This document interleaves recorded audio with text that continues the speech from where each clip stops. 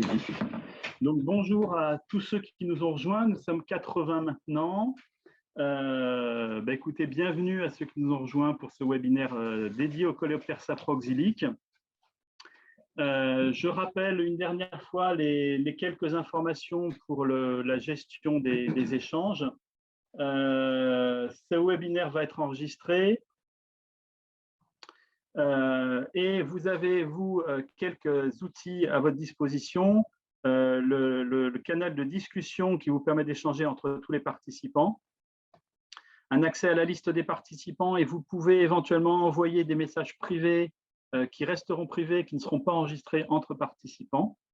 Vous avez normalement votre micro qui est fermé, votre caméra qui est fermée. Seuls les intervenants qui nous promulguons les droits pourront intervenir. Et enfin, le plus important pour la suite des présentations, c'est ce questions et réponses où vous pourrez poser vos questions et nous essaierons d'y répondre avec les intervenants au cours du webinaire. Voilà. Il va bientôt être 10 heures, il est 9h59 et donc je vais donner la parole à Xavier qui va nous faire une entrée en matière. Xavier, tu es prêt? Voilà, écoute Xavier, je te passe la parole. Bonjour à tous, c'est à moi que revient le plaisir d'introduire cette journée. Donc c'est l'OPI, Office pour les insectes et l'environnement, et l'UMS Patrinat du muséum CNRS et OFB sont les co-animateurs de cette journée. Co-animateurs du programme national d'inventaire des coléoptères saproxyliques, le bien nommé SAPROX. Et puis nous initions cette année donc un nouveau format qui est dû pragmatiquement à la situation sanitaire du Covid, mais aussi à notre volonté d'ouvrir l'événement plus largement, notamment vers la communauté des gestionnaires et puis vers un plus large panel de coléoptéristes et d'entomologistes qui souhaitaient pouvoir contribuer à la dynamique d'inventaire national. Donc, ça colle davantage à notre souci de pouvoir animer plus largement la sphère SAPROX. Et on passe concrètement à 30 participants en présentiel dans un amphithéâtre du muséum, à 240 inscrits ce matin. Et puis là, je vois sur le compte des participants bientôt 90, donc presque déjà à l'ouverture, 3 fois plus de personnes concernées dès l'ouverture. L'organisation de cette journée, elle n'aurait pas pu se faire sans le soutien de l'OFB, le nouvel Office français pour la biodiversité, donc qui est l'hôte tutélaire de l'UMS Patrinat, mais aussi qui soutient l'OPI par une convention cadre. Et puis, cette journée, on souhaite qu'elle soit le moment d'échange inédit, notamment au cours de la valorisation. Vous verrez dans le programme, là, Bruno va vous expliquer, la valorisation d'initiatives locales qu'on a jugées vraiment exemplaires et structurantes pour l'amélioration des connaissances et aussi pour le partage des données, puisque les données pour la connaissance sont toujours le nerf de la guerre. Voilà, je vous souhaite une très bonne matinée. Je ne vais pas prendre la parole plus longtemps et je vais la passer à nos deux animateurs là, qui ressemblent un petit peu aux deux marionnettes du Muppet Show. Et on vous souhaite un excellent webinaire. N'hésitez pas à participer dans les questions et réponses, l'onglet Q&R, sachant que la bulle discussion n'est qu'une bulle qui permet de participer à la discussion entre participants. Voilà la subtilité. Si vous voulez poser des questions aux intervenants, c'est par la bulle Q&R. Bon webinaire et bon samedi. Merci Xavier. Donc, je vais vous présenter le programme qui nous attend tout au cours de cette journée. Donc, on a prévu un certain nombre d'interventions, en commençant par effectivement la présentation du programme SAPROX, de l'inventaire national des coléoptères saproxyliques. Et donc, on va vous présenter ce que ça couvre et pour qui et dans quel objectif. Ensuite, on vous présentera l'outil du SAPROX, l'un des outils qui est le site web, qui est un peu notre plateforme et qui vous permettra d'accéder à son information. En vous la présentant, ça sera mieux. Et à l'issue de ça, on prévoira un petit temps d'échange qui nous amènera à la première pause de la journée, thé ou café, vous choisirez. Ensuite, nous ferons intervenir dans une séquence connaissances et référentiels Thomas Bardouin de l'ONF qui nous présentera les nouveautés des coléoptères saproxyliques pour la faune de France. Ensuite, Alain Roch présentera, pour nous donner une dimension internationale aux coléoptères saproxyliques, la surveillance des espèces introduites au plus près des routes commerciales. Et enfin, Rodolphe Rougerie du Muséum nous présentera les outils d'analyse moléculaire dont on entend très souvent parler et il nous montrera en détail ce que ça peut apporter à la connaissance, en particulier pour les coléoptères saproxyliques. Le temps d'échange donc aura lieu à midi et il sera groupé, comme pour toutes les autres interventions, avec les interventions qui auront lieu précédemment. Donc n'hésitez pas à poser vos questions au fur et à mesure dans les questions-réponses. Nous les sélectionnerons, serons obligés de les sélectionner et les poserons aux intervenants. L'après-midi, nous nous retrouverons vers 14 h. Et donc, c'est Hervé Brustel qui ouvrira le bal avec une présentation, un retour sur l'atlas préliminaire des longicornes de France. Ensuite, nous avons proposé à Frédéric Morat de l'ORI CBNFC de présenter l'atlas, le catalogue illustré des coléoptères de Franche-Comté. Et vous aurez l'opportunité de leur poser des questions à partir de 14 h 45. Dans un deuxième temps, donc toujours sur la thématique Atlas et analyse, nous aurons une intervention enregistrée de Donovan Maillard sur le SINP, le système d'information du patrimoine naturel. Système d'information sur l'inventaire du patrimoine naturel. Et puis après, Solène Robert du Muséum UMS Patrinat nous présentera OpenOps, qui est la plateforme d'accès aux données nationales. Et donc, un nouveau temps d'échange. Et enfin, pour conclure l'après-midi, nous aurons une séquence autour des listes rouges, de l'UICN et des projets d'Atlas qui pourraient émerger du SAPROX, donc avec une intervention de Léna Barraud de l'UICN, puis une présentation d'un cas concret de liste rouge présenté par Benoît Daudelin avec les coléoptères saproxyliques de la région Auvergne-Rhône-Alpes. Et enfin, nous conclurons donc avec une petite présentation de ce qu'on peut envisager avec les données disponibles. Et c'est Julien Touroult de l'UMS Patrinat qui conclura la journée. Voilà un petit peu le programme qui nous attend. Eh bien, écoutez, je vais passer la parole à mon collègue Arnaud. Avec 5 minutes d'avance. Avec 5 minutes d'avance. C'est déjà bien. Voilà. C'est rare dans les webinaires. Voilà. Donc, juste le temps de changer de diaporama.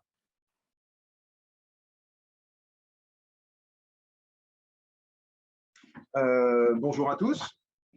Le temps de faire la translation de chaise. Merci également à Xavier pour la comparaison avec les dieux du Muppet. Alors, il nous a paru logique de commencer ce webinaire sur l'inventaire en vous présentant justement l'inventaire. Là-dessus, il n'y a pas trop d'originalité. Alors, on ne va pas vous présenter tout de suite. Vous aurez une présentation des résultats en fin de journée, comme vous l'a dit Bruno, et entre les deux, un panorama des structures, méthodes et initiatives tout au long de la journée. Alors, voilà. Oui, voilà. Donc, alors pour commencer, un petit panorama de vous aujourd'hui, les participants de ce jour à ce webinaire. Le grand gagnant de la journée, c'est Occitanie. Et également, il faut cliquer 2 fois, pour savoir, un petit panorama des structures qui sont représentées aujourd'hui. Vous êtes nombreux. De l'autre côté, 240 personnes, c'est une grande réussite. Alors, l'inventaire national des coléoptères saproxyliques de France métropolitaine, que nous surnommons affectueusement entre nous SAPROX, c'est plus court, dans les grandes lignes, son emprise spatiale, c'est la France métropolitaine. Alors, je fais cette précision, je sais que ce n'est pas intuitif pour tout le monde, mais la France métropolitaine, c'est la France continentale plus la Corse, Corse incluse. Donc, on s'intéresse aussi à la Corse. On est historiquement habitué, aux inventaires sur des bases de groupes taxonomiques, ici, le contour, il est écologiquement fonctionnel. Pour les longicornes, par exemple, on ne s'intéresse pas à toute la famille. Les espèces qui sont liées aux parties herbacées, on ne s'en occupe pas. En dehors de cette petite subtilité, c'est une démarche on ne peut plus classique d'inventaire national, mais par cette subtilité, c'est aussi une démarche moderne d'inventaire, une forme d'inventaire 2.0, comme disaient les jeunes d'il y a quelques années, qui ne sont hélas plus jeunes maintenant. Et donc l'objectif, il est multiple, et ça, c'est ce que nous allons développer. Alors, on ne va pas vous décrire ce que c'est qu'un coléoptère, hein, je pense que vous savez tout ce que c'est. Par contre, on va s'arrêter sur quelques statistiques sur les coléoptères. La science nous apprend que 387 000 espèces de coléoptères sont actuellement décrites dans le monde. Toutefois, différents modèles d'extrapolation estiment que l'effectif réel d'espèces devrait se situer entre 1,5 et 2 millions. Donc, il y a encore du boulot. Les coléoptères occupent tous les milieux naturels. Peu de niches écologiques leur échappent, à l'exception d'habitats marins, colonnes des eaux marines et fonds marins, qui, eux, sont le royaume des cousins crustacés. On observe à peu près tous les types de régimes alimentaires, avec les adaptations de l'appareil buccal du plus archaïque au plus transformé. Les coléoptères ont eu un impact social et économique fort. On pourrait citer comme exemple la famine en Irlande à cause du doryphore, mais aussi culturel. Hein. Le premier dieu égyptien sorti du chaos primordial, le dieu Khépri, c'est un dieu avec une tête de scarabée bousier, avec l'allégorie du soleil qui se lève au-dessus de la dune. Et enfin, un domaine d'études qui a longtemps été cantonné presque exclusivement à l'agronomie, hein, l'écologie étant récente pour ce groupe. Ah mince. Clic instinctif. Alors, en France métropolitaine, l'échantillon est plus restreint, avec un peu moins de 11 000 espèces décrites et recensées. Elles sont réparties dans 114 familles. Là, je tiens à un petit point de précision. Pour la classification, nous utilisons une publication distincte du catalogue de 2013, qui était une publication mondiale pour le coup. La plus grande famille, ce n'est pas les charançons, c'est les staphylins. Et dans le monde merveilleux des inventaires nationaux, le premier inventaire national numérisé est un inventaire de coléoptères. C'était les Scarabéides de la porostictie de Jean-Pierre Lumaret, publié en 1990 et qui était donc référencé I001 dans nos systèmes. Système donc du secrétariat Faune-Flore, devenu service du patrimoine naturel et aujourd'hui UMS Patrinat. Et le premier inventaire fonctionnel est également un inventaire des coléoptères, puisque c'est l'inventaire à l'honneur aujourd'hui, Saprox, qui a été lancé en 2012 déjà. Alors, pour un inventaire des coléoptères saproxyliques, le premier point, c'est justement de définir sa cible. Coléoptère, encore une fois, c'est facile, ça ne fait pas débat. Saproxylique, c'est un peu plus délicat. Le premier à avoir défini ce groupe fonctionnel, c'est Martin Specht, un Anglais, en 1989, dans un rapport pour le Conseil de l'Union européenne. Et il disait « Il s'agit d'espèces qui dépendent pendant une partie de leur cycle de vie du bois mort ou mourant, d'arbres moribonds ou morts, debout ou à terre, ou de champignons du bois, ou de la présence d'autres organismes saproxyliques. » Alors cette définition, elle pêche par le concept de moribond, difficilement définissable scientifiquement, et par la distinction entre champignons et espèces saproxyliques, alors que les champignons saproxyliques sont des espèces saproxyliques. Donc, une nouvelle définition a vu le jour dans le cadre du projet Frisbee, du CEMAGREB devenu IRSTEA puis INRAE, et conduit par Christophe Bouget. Définition plus précise, espèces dépendant pendant au moins une partie de leur cycle de vie du bois mort ou mourant, d'arbres morts ou vivants, ou d'espèces saproxyliques, champignons, linicoles inclus. Donc, on ne vise plus l'arbre, mais bien la matière bois, dégradée ou non, et les espèces qui le mangent ou mangent ceux qui le mangent. Et alors justement, on va s'accorder sur ce que c'est que le bois. Le bois, c'est une structure végétale, ligneuse, produite par un type de méristème organisé en anneaux entre le bois et l'écorce, en périphérie du tronc, le cambium. Donc, toute plante qui n'a pas de cambium ne produit pas de bois.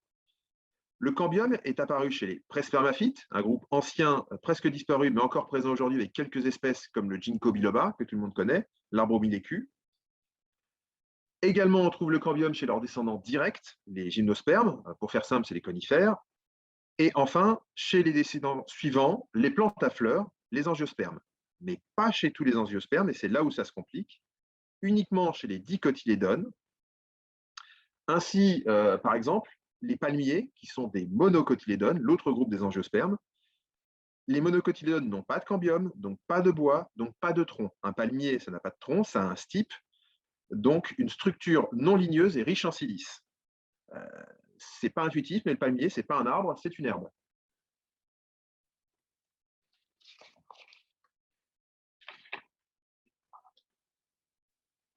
Et du coup, je suis pas... Ah, oui. Et donc, pour nous, excusez-moi, il faut que ce bois il soit mort ou mourant. Où qu'il soit et d'où qu'il vienne, au sol, sur l'arbre, sur pied, enterré, immergé, dégradé par un mycélium, digéré par un carpophore, fraîchement coupé, largement pourri, sec au soleil, enterré dans une cavité. Le champ des possibles est excessivement large. Ce qui nous amène à la rencontre entre les coléoptères et le bois mort afin de répondre à la définition du groupe coléoptère saproxylique. Sur les presque 11 000 espèces françaises, 2663 sont actuellement considérées comme saproxyliques directes ou indirectes, obligatoires ou facultatives, réparties dans 73 de nos 114 familles métropolitaines. Au 1er novembre 2021, l'inventaire Saprox était constitué de plus de 700 000 données postérieures à 1970, ce qui est quand même un effectif pas si mal que ça.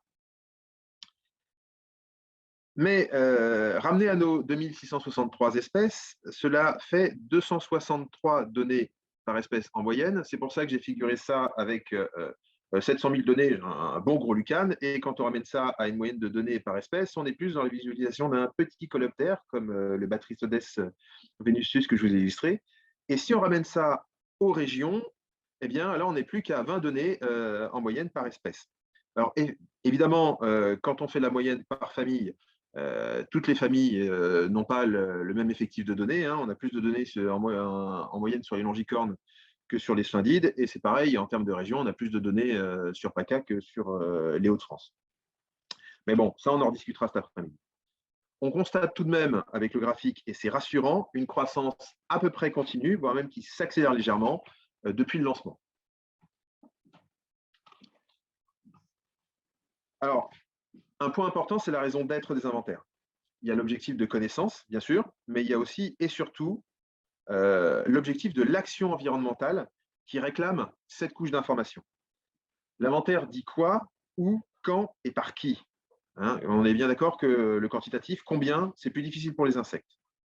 Ça permet d'avoir une vision du patrimoine et dès lors, on peut envisager de préserver ce qui a été recensé, le fameux « on ne peut préserver que ce que l'on connaît », et de gérer et même d'arbitrer les priorités des urgences, et donc d'agir en conséquence par des mesures de conservation, voire, dans les cas les plus dramatiques, de protection.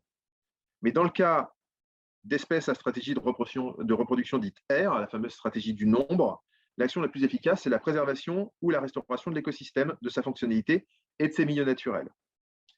Si on agit sur le milieu, alors il faut s'appuyer sur des inventaires de groupes écologiquement fonctionnels plutôt que taxonomiques, c'est une évidence. Et d'ailleurs, le prochain inventaire de groupes fonctionnels est sur le point d'être lancé, et il s'agit encore d'un inventaire d'insectes, les pollinisateurs. Et il y aura inévitablement un tuilage sur certaines espèces floricoles avec l'inventaire Saprox. Mais s'agissant d'une banque de données commune, et ça aussi on y reviendra un peu plus tard, les deux inventaires vont d'une certaine façon s'entraider, peu importe finalement la porte d'entrée pour les données. Alors, le premier challenge que constitue un inventaire moderne, c'est de faire dialoguer deux mondes pas forcément familiers l'un de l'autre, les naturalistes qui produisent des données et les gestionnaires qui gèrent les données. Pourtant, quand on étudie ça un peu dans le détail, les objectifs de chacun sont assez analogues. L'expérience nous a appris que chaque entomologiste se crée sa propre structure de données, là où le gestionnaire, lui, il va définir un standard commun à toutes les données. Et c'est là que rentre en scène un animateur d'inventaire, notamment, parce qu'il doit faire communiquer l'un et l'autre. Pour que les connaissances récupérées auprès des uns et des autres soient toutes exploitables de la même façon grâce à ce fameux standard commun, avec les objectifs finaux de produire de la connaissance, de la bancariser, de la consolider et de la diffuser afin qu'elle serve, que ce soit pour les atlas, pour la gestion des espaces naturels, les plans de conservation, les politiques publiques, etc. Alors, diffuser, c'est donner l'accès à l'information. Et là, on a voulu, en toute transparence, mettre les pieds dans le plat sur une question qui est souvent mal comprise ou qui fait l'objet de croyances urbaines, qui sont la propriété intellectuelle des données. Donc, en toute transparence, nous voulons insister sur le fait que ce que nous allons vous exposer ici n'est pas une opinion, c'est l'expression du droit sur la propriété intellectuelle. Ça ne vient pas de nous, c'est quelque chose qui a été arbitré par le ministère. Alors, vous voyez là, une donnée d'occurrence et une synthèse de données. La donnée d'occurrence est actuellement considérée comme une information élémentaire. Pas une création, mais une constatation. En revanche, une collection de données, une méthode, une analyse, une synthèse, ça, ce sont des créations. Or, la loi française ne reconnaît de propriété intellectuelle qu'aux créations. Et donc, pour vous l'illustrer de manière un peu plus compréhensible, on vous a trouvé deux exemples. Alors, le premier, un exemple excessivement basique, une recette de cuisine. Les ingrédients sont des informations élémentaires. Il n'y a pas de propriété intellectuelle sur les tomates et les courgettes. Comment et combien de temps on les cuit, là, on commence à rentrer dans la méthode. Et le plat final, c'est encore une création. Autre exemple, les prévisions météorologiques. Les données de pluviométrie, de pression, etc., ne sont pas soumises à une propriété intellectuelle. Les modèles de calcul et les prévisions, en revanche, si. Ce qui nous amène à dire que quand un opérateur est payé pour un inventaire de site, il est payé pour sa démarche d'expertise, mais pas mais les données produites, elles ne seront pas soumises à une propriété. Mais ça veut dire aussi que personne ne peut s'approprier ces données et on ne peut pas non plus en être dépossédé. Mais ça veut dire quand même que les données, n'importe qui peut les utiliser sans rien demander et en faire ce qu'il en veut. Et c'est là où, quand même, c'est important de le souligner, et c'est une des principales qualités des inventaires nationaux et des systèmes qu'on va vous présenter, c'est que quand vous transmettez vos données à l'inventaire SAPROX ou tout autre inventaire national ou un SINP qui soit national ou régional, vous aurez la garantie d'un standard qui assure que votre donnée sera toujours diffusée avec des informations d'observateurs et de déterminateurs. Et donc, la paternité ou la maternité sera toujours affichée.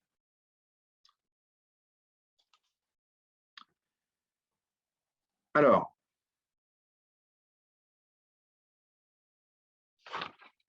il manque un mot. C'est pas grave. Donc, les acteurs de l'inventaire, il est fait par qui? Il est fait par les entomologistes, forcément, amateurs et professionnels. Il est fait par les experts du groupe pour lequel on fait l'inventaire. Pour qui il est fait? Eh bien, il est fait, comme je vous l'ai dit tout à l'heure, pour la préservation de l'environnement, les gestionnaires, les évaluations, expertises, les politiques publiques, mais il est fait aussi pour les entomologistes, pour que les entomologistes s'en ressaisissent pour leurs propres études. Et ça, vous verrez ça dans la présentation prochaine sur le où exploiter les données. Et aujourd'hui, après donc plus de 9 ans d'existence, l'inventaire SAPROX, c'est plus de 19 000 observateurs et déterminateurs. Alors, je ne sais pas si vous avez une qualité d'image qui vous permet de voir que sur la diapo, c'est tous les noms des uns et des autres. Et ce n'est même pas tous les noms, parce que quand j'ai voulu faire une visualisation avec les 19 000 noms, eh bien, on ne voyait plus que des petits points. Là, vous avez à peine la moitié des différents observateurs. Après, on dit 19 000 observateurs, c'est évidemment, il y a un peu de redondance liée aux différentes variantes orthographiques des uns et des autres. Alors, en conclusion, parce que j'ai déjà beaucoup parlé, l'inventaire national des coléoptères saproxyliques, il est réalisé par les entomologistes, évidemment, qu'ils soient amateurs ou professionnels, bénévoles ou rémunérés dans le cadre d'études, mais également pour les entomologistes, pour leurs travaux de synthèse et d'atlas, mais aussi pour la sphère de politique publique et de conservation de la nature, que ce soit pour l'expertise ou la gestion des milieux naturels. On se désole tous de voir nos stations de nos espèces préférées disparaître à cause de l'urbanisation, de la modification des sols ou autre chose. Eh bien, c'est un inventaire comme celui-là qui donne le socle d'information pour l'action et qui permettra de mieux considérer les coléoptères dans les choix futurs. Merci de votre attention.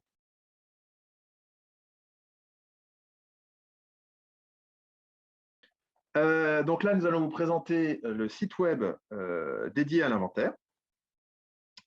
Parce que nous avons un outil formidable, c'est notre site web, en toute modestie. Et nous allons vous donner un panorama non exhaustif afin de vous donner envie d'aller visiter ce site, et nous vous invitons à aller le découvrir au plus vite. Alors, si vous cherchez l'adresse, elle est en haut de cette première diapositive, mais vous la trouverez en bas de toutes les autres diapositives. Comme ça, au moins, on ne pourra pas les louper. Alors, la première fonction du site, c'est d'être une boîte à outils. En bois, évidemment, hein, la boîte à outils, on est d'accord. On y trouve les contacts utiles, la vie de l'inventaire, l'accès aux données et les modalités de transmission de ces mêmes données. Et évidemment, on trouve également des ressources, ce que nous allons vous détailler maintenant. Alors, la première des ressources, c'est la liste de référence des fameux 2663 espèces de coléoptères saproxyliques, directes ou indirectes, de France métropolitaine. Liste issue donc de l'ouvrage de Christophe Bouget, Hervé Brustel, Thierry Noblecourt et Pierre Zagatti de 2019. Alors, on y accède dès la page d'accueil. Vous avez sur le côté une boîte lien ressources et le lien liste d'espèces. Cette liste d'espèces, on peut la télécharger au format tableur pour les bases de données, mais également dans un format mis en forme de type catalogue, comme le catalogue des coléoptères de France, ce qui est bien pratique pour les publications. Cette liste, donc, est issue du catalogue des coléoptères saproxyliques de France, mais elle est extraite informatiquement du référentiel national TaxRef, coordonné par l'UMS Patrinat, et la référence taxonomique pour cela, c'est le catalogue des coléoptères de France coordonné par le regretté Marc Tronquet dans sa version mise à jour de 2020 et disponible sur le site de l'Association roussillanaise d'entomologie, l'ARE.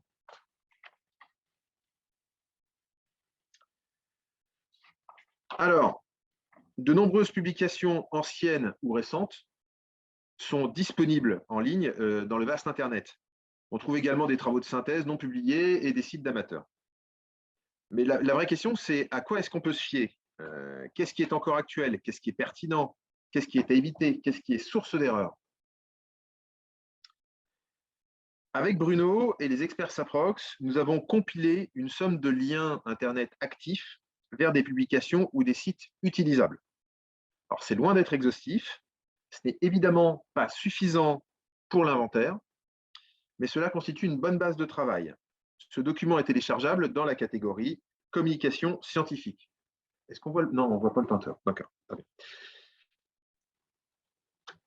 Alors, l'UMS Patrinat mène également un travail de bancarisation des traits de vie des espèces, toujours issu de l'ouvrage de Christophe Bouget et al. 2019. Et lorsque cette bancarisation sera terminée, parce que ce n'est pas encore tout à fait le cas, nous la mettrons également en téléchargement sur le site. Parce que l'objectif de l'inventaire, c'est aussi de s'adresser aux gestionnaires, et l'information des traits de vie est primordiale pour la prise en compte des espèces visées dans les actions de gestion et de conservation. Et les acteurs de la gestion sont très demandeurs de ces supports d'information, et leur intérêt pour les coléoptères saproxyliques ne fait que croître, notamment grâce à Natura 2000 qui avait engagé les premières mesures de conservation pour les saproxyliques. Et d'ailleurs, la présence nombreuse de ces gestionnaires aujourd'hui au webinaire montre cet intérêt. Alors pour la plupart d'entre vous, chercher et identifier les coléoptères, c'est une activité que vous maîtrisez, il n'y a pas de souci. C'est plutôt la participation à l'inventaire en elle-même qui génère tout un tas d'interrogations. Et nous avons essayé d'y répondre au mieux dans le site, en nous basant sur l'expérience des questions les plus fréquemment rencontrées depuis 2012. Mais bon, nul doute que vous saurez nous étonner à l'avenir par de nouvelles questions innovantes. Et nous y répondrons dans le site. Les deux aspects les plus importants à considérer sont le standard de données et la transmission des données. Alors, le standard de données, on a fait simple, il est minimal. Une donnée, c'est une espèce, une date, un lieu, un observateur, un déterminateur. Mais ces informations, elles doivent être liées à une liste de références. Quand j'entends information, c'est principalement les espèces et le lieu. Alors, les espèces, on a une liste de références qui est AXREF. Je vous en ai parlé juste avant. C'est une liste qui intègre la synonymie, hein, donc on peut renseigner une espèce par un nom synonyme. Donc, ça s'appuie sur le catalogue de France. Ça, je pense qu'à peu près tout le monde maîtrise. Par contre, l'aspect du lieu, c'est généralement le point faible des données qu'on reçoit. Il faut savoir qu'en France, la liste officielle des communes, elle est produite par l'INSEE. Et notre expérience nous montre que les entomologistes maîtrisent mal cette notion de commune. Et nous, on a quand même besoin d'une information standard pour faire communiquer les données entre elles, pour être sûr d'appeler un lieu toujours avec le même nom. Donc, tous les utilisateurs de géographie administrative ont rencontré le même souci et ils ont développé des codes. Il y a le code postal que vous connaissez tous et le code INSEE qui, hélas, ont la fâcheuse tendance à avoir la même structure et donc les gens les confondent un peu. Mais si je vous prends un exemple concret, on a des données qui nous remontent avec Montcanigou. Montcanigou, c'est une frontière entre 4 communes. À quelle commune est-ce qu'on attribue la donnée? Ce n'est pas facile. Alors, pour vous aider, on a développé une fiche de saisie Excel qui vous affranchit de tous ces tracas, puisque les listes standards sont déjà incluses. Il suffit des premières lettres de l'espèce ou du lieu ou de la commune, et ça s'affiche en saisie semi-automatique. Pour ceux qui ont déjà une base de données, on vous affranchit de la notion de ressaisir les données, évidemment. Il suffit de nous transmettre l'extraction et nous, on fera communiquer cette extraction avec le standard national. Les contacts pour cette transmission sont mentionnés dans le site, évidemment. On va voir ça juste après. Le site web vous informe également des outils de saisie en ligne disponibles nationalement. Alors, je dis bien nationalement, il en existe régionalement, mais on n'en a pas fait le recensement. Donc, à savoir Cardops et Carnat, et bien sûr les liens pour y accéder. Pour les outils régionaux, il faut aller sur la page du SINP régional du site. Et évidemment, le jeu de l'UMS Patrinat INPN Espèces, disponible sur smartphone, qui permet la production de données. Les données de la base INPN Espèces sont également exploitées. Et c'est même, à l'heure actuelle, le support de certaines enquêtes, comme l'enquête Buchan et l'enquête Rosalie. Alors, je vais terminer ce trop long focus avec 2 réflexions. Je vous ai parlé plusieurs fois du SINP, le système d'information de l'inventaire du patrimoine naturel. Vous n'en avez jamais entendu parler et vous vous dites « Qu'est-ce que c'est encore que ce machin ?» Alors, pas de panique, ça vous sera présenté cet après-midi. Et également, toutes les données transmises, SAPROX ou non, servent la connaissance pour d'autres inventaires ou simplement hors inventaire pour des questions de gestion ou d'expertise. Les inventaires ne sont finalement que des moteurs d'acquisition de connaissances. Tout ça pour dire qu'il est inutile de vous embêter à filtrer vos données coléoptères avec la liste SAPROX. Vous nous envoyez tout et ne vous inquiétez pas, ce ne sera pas perdu, loin de là. On a fait nôtre la devise de Lavoisier, hein, dans la nature, rien ne se crée, rien ne se perd, tout se transforme et tout servira. Alors, rien ne sera perdu, on ne vous demande pas de nous croire sur parole non plus. Et d'ailleurs, le site SAPROX vous renseigne là-dessus. Dans la catégorie l'inventaire, vous avez accès à ces informations. Comment est utilisé l'inventaire, d'une part, avec les liens vers toutes les structures des programmes cités correspondants. Vous recherchez le contact de votre SINP régional, vous l'avez aussi. Et il est important de comprendre que, de par la loi française, toute information à caractère environnemental détenue par un établissement public ou assimilé, ou produite avec le financement d'un établissement public ou assimilé, est réputée publique et doit être diffusée. Ça, c'est le cadre légal. Et donc, ce cadre légal s'applique à l'inventaire. Un inventaire par tous et pour tous. C'est quand même plus simple d'avoir un endroit unique où trouver toutes les données. Et d'ailleurs, justement, accéder aux données, ça y est, on y arrive. Elles sont où ces données? Et même, je suis sûr que certains se posent la question, elles sont où mes données? Eh bien, les données sont gérées dans des bases de données d'un système d'information unique, le SINP, encore lui. Alors, j'imagine, je fais plus que l'imaginer parce qu'on l'a déjà entendu. Hein, certains s'imaginent que c'est un coffre-fort. Ben, ce n'est pas le cas, en fait. Hein, même bien au contraire. Vous le verrez lors de la présentation cet après-midi. Ces données sont accessibles en libre service sur un site nommé OpenOps. On peut y télécharger les données, les filtrer ou non sur différents critères et avoir des visualisations par carte, comme vous le voyez ici. Le site Saprox dispose d'une page « Accéder aux cartes et données » avec des liens par famille que nous avons faits qui permettent d'accéder directement à des filtres des données concernées sur le site OpenOps. Bon, il s'agit d'interrogations prédéfinies afin de vous éviter de vous casser la tête à faire vous-même vos requêtes. Mais vous pouvez faire vous-même vos requêtes, hein, pas de souci. Alors, dans nos liens, nous avons évidemment filtré les espèces de la liste Saprox pour chaque famille. Alors, pour que ce soit plus parlant, par exemple, les chrysomélides, vous n'avez pas toutes les chrysomélides dans le lien, vous avez uniquement les espèces de la liste saproxylique, soit pour les chrysomèles, une seule espèce. Et vous avez donc un bouton pour télécharger les données. Je m'arrête là, je ne vous en dis pas plus, parce que vous aurez une présentation sur OpenOps cet après-midi avec Solène. Mais sans vous en dire plus, on va quand même vous présenter quelques exemples pour que vous visualisiez ce que ça donne. Et même, d'une certaine façon, les premières informations qu'on peut en tirer à la volée, juste en regardant les cartes. Alors, on a filtré deux espèces en exemple, deux espèces plutôt communes, Dorcus parlypipedus, un lucanide, et Platyrhinus resinosus, un anthribide. On s'aperçoit que Platyrhinus est beaucoup moins mentionné, de l'ordre de 10 fois moins, avec de larges lacunes sur l'ensemble du territoire. Donc, Platyrhinus, c'est la carte en bas à gauche. Et probablement, vous êtes en train de vous dire, c'est n'importe quoi, moi j'en ai chez moi. Bah oui, et c'est pas sur la carte, bah, oui, effectivement.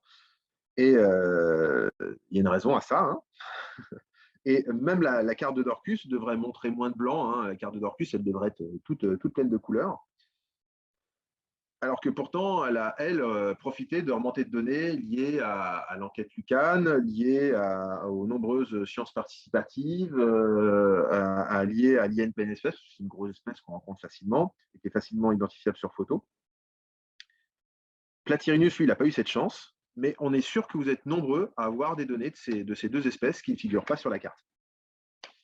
Et donc, si vous nous les transmettez, eh bien, on complétera automatiquement la carte et on en fera profiter tout le monde en temps réel, ou presque, quasiment instantanément.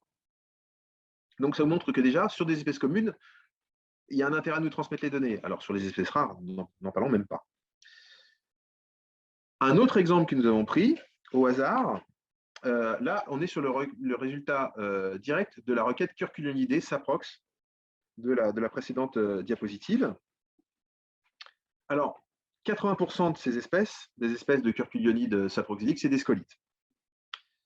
On frôle les 100 000 données quand même. Hein. On est à 94 321 données, avec peu de blanc sur la carte. Donc, si par exemple on veut faire un atlas, et quand je dis on veut faire un atlas, vous pouvez le comprendre à votre niveau si vous voulez faire un atlas, cela constitue une première excellente base de travail. Ça ne dispense pas de faire une enquête dans les réseaux pour aller chercher d'autres données, qu'il serait d'ailleurs très intéressant de rentrer dans l'inventaire, mais ça constitue déjà un fond de données très intéressant et déjà une première synthèse. Mais là aussi, je ne vais pas m'avancer plus sur les atlas parce que là aussi, on en reparlera cet après-midi. Alors, ils sont bien gentils, tous les gens de la capitale, et nous parler du national, mais nous, ce qui nous intéresse, c'est ce qui se passe chez nous, dans nos communes, nos départements, nos régions. Alors, on est d'accord avec ça, hein, il n'y a pas de souci là-dessus. Et d'ailleurs, on a prévu dans le site Saprox une catégorie pour valoriser les actions et inventaires de chaque région. Alors, on vous présente ici l'exemple de l'Île-de-France. Pourquoi l'Île-de-France? Parce que c'est l'OPI qui les a conduites et que l'OPI est co-animateur de l'inventaire Saprox. Donc, c'est assez logique que nous ayons eu ces informations en premier et que nous les valorisions. Mais pour le coup, n'hésitez pas à nous envoyer vos actions afin que nous les valorisions et diffusions via le site. Et donc, voilà un petit panel des actions régionales en cours dont nous avons l'information à l'heure actuelle. Alors, c'est évidemment pas du tout complet et n'hésitez pas à nous les remonter, à remonter les vôtres. Et quelques exemples de production liés à ces actions régionales, comme l'Atlas des longicornes armoricains, la liste rouge Auvergne-Rhône-Alpes, et d'autres, les scarabines de Normandie et d'autres travaux. Là aussi, c'est non exhaustif. Et également, nous avons prévu d'ouvrir une catégorie, ce n'est pas encore fait, mais on va le faire, pour les podcasts et vidéos utiles à l'inventaire, à la connaissance des collecteurs saproxéliques, à leur conservation et à leur promotion. Donc, n'hésitez pas à nous transmettre vos vidéos et vos conférences filmées. Nous vous l'avons dit plus tôt ce matin, et on ne va pas arrêter de vous le dire toute la journée, le webinaire, il est enregistré, et c'est avec les enregistrements de ce webinaire que nous allons ouvrir cette catégorie podcast pour les réutiliser, vous, nous, dans nos conférences, dans vos réseaux, dans vos promotions, dans vos réunions associatives. Si vous avez envie de réviser, ou même de permettre aux absents, qui pourtant devraient toujours avoir tort, de vous faire remarquer gentiment qu'ils n'ont pas eu besoin de se lever tôt un samedi matin pour suivre un webinaire. Voilà, donc globalement, on va constituer un vidéoclub 2.0. Voilà, c'était un panorama non exhaustif de notre site Saprox. Je vous remercie à tous de votre attention et je souhaiterais vous demander, pour les questions qui vont suivre, de bien penser à consulter l'ordre du jour du webinaire avant de poser vos questions, parce qu'il y aura très probablement des ateliers dans la journée, dans le webinaire, sur les nombreuses thématiques que j'ai abordées, et nous voulons absolument éviter de divulgacher la suite. Voilà, merci à tous.